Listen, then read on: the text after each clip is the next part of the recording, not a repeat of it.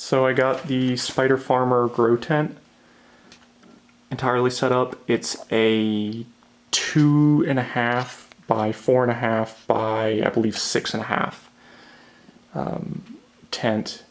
And I went with this one because most tents are true 2x4s. This one gives you a little bit, gives you know another 1/2 inch widthwise and lengthwise, and that's nice because if you're using the 17-gallon Commander containers, reservoirs from Lowe's, then you can fit 3 of them perfectly inside the tent. You know, space is something you kind of want to work with. So if you know, I were to take the pepper plants that are out in there now, I could fit a 3rd tote perfectly right where they're at, and it's just nice having the little bit of extra floor space rather than being 8 square feet. I think 2.5 by 4.5 is like 10-ish square feet. And then, you know, you get 6.5 vertical feet, which is nice. There's a Vivo Sun that they have on Amazon. I think it's only 60 inches of vertical height, and that's just I just don't think that's enough. When you consider the fact that a lot of your vertical space is taken up by where the lights are hanging, the fixture takes away some of your height, and then your ventilation is going to take away some of your height, and then on top of that, you're losing some of the height because your plants are typically sitting in sort of reservoir system or in a pot. So having that additional height to me was important, and you know, I was able to fit it in there just fine with my with how high my ceiling is. As far as the lights are concerned, they're 2 Mars Hydro TS600s. They do reasonably well, and there's a lot of people that have had success with these lights in 2x4 tents. Since I have a 2.5 by 4.5, I went with 2 of them, and if I need to buy a 3rd one later on, it's not that big of a deal. They're only, I think, $72, somewhere in there. So I think 2 of them will be okay. If not, it's not that big of a deal to buy another one. I've got lettuce in the left container, and I've got tomatoes in the right container. And the tomatoes are all micro dwarf determinate varieties, so they will stay reasonably small, a lot smaller than compared to something like a cherry tomato or you know, a huge tomato plant that just keeps growing and growing and growing. I've got, I think, Tiny Tim on the right, and then on the left is a variety called Orange Hat, and then I have Red Robin determinates that are still germinating, or still have yet to germinate.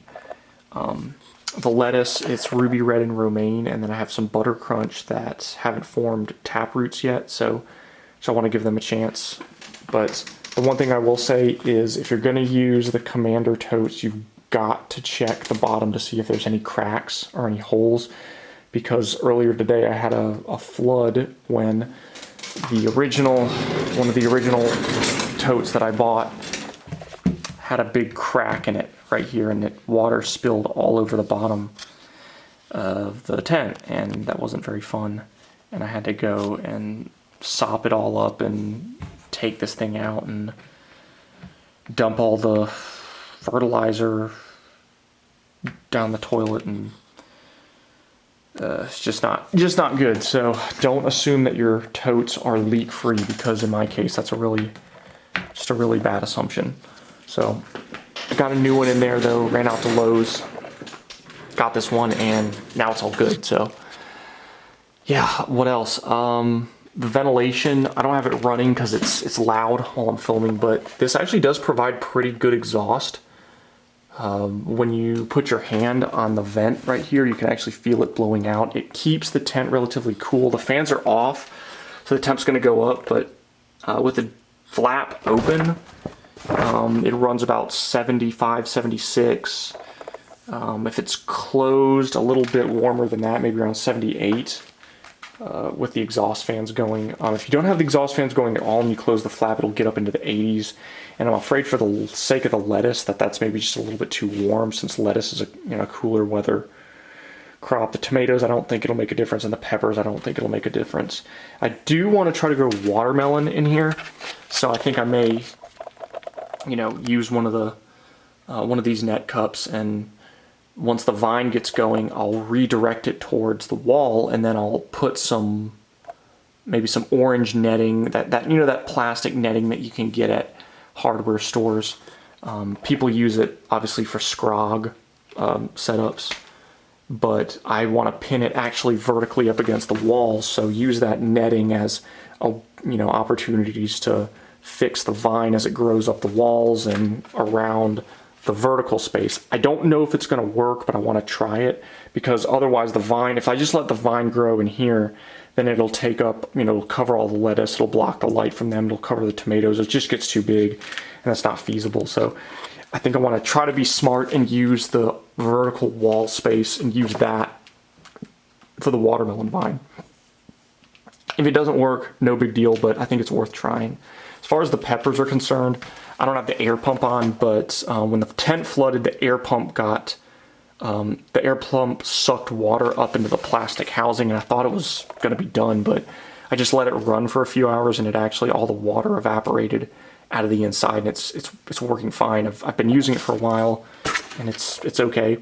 It hasn't malfunctioned at all, but these peppers kind of got a slow start, and I just brought them inside since we're kind of getting close onto the winter growing season. The growing season's ending, for the winter. It's like middle of September, and it's just getting colder outside and there's less light, and I think it was worth bringing these peppers in. These are the two I wanted to save. It's an Anaheim and a Fresno in the back. The root systems were really slow to grow. You can see in here. I have a few other plants that just had a much more robust root system, but that root system's kind of pitiful, and the same with the Fresno. This one I think got some root rot, and I don't really know why. I don't know if there just wasn't good aeration. The roots are okay, it's got some healthy roots, but some of its roots are just not looking kind of brown, and I'm not sure why that was, and changed the nutrients multiple times. I will say, if you're going to put these water level indicators on your buckets, just be aware it's harder to do than you think. It's just very difficult to get all of the fittings to not leak. So typically the culprit's with the bulkhead, but I had a few that just, I guess they just didn't come out of the injection mold right, and they leaked all over the place. But I got a couple to work, that one back there and this one, but just be aware of that.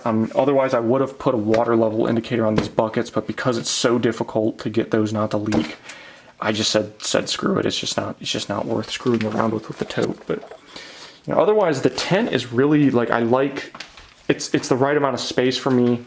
I wanted to get a larger tent, like a 4x4, but it's too expensive. It's too much lighting that you have to buy. It's more ventilation, it's more space in my already really small apartment that it's going to take up, and I just feel like a 2x2 is a much better option, and I feel like I'm using the space in here really well, and I'm happy with, it's within what I could afford. The lights, I got both of the lights for less than $150.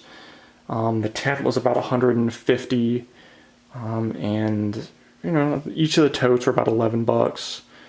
I can't remember what the buckets were. I already had those, and the ventilation I think I spent about $30 on, so it's not too bad. And I think it's everything I need, and it'll be interesting to see how the plants do, and I'll definitely give some updates as they get bigger and I kind of troubleshoot the whole process. The one thing I am concerned about though is I like I said, I am concerned about the lettuce responding to the heat.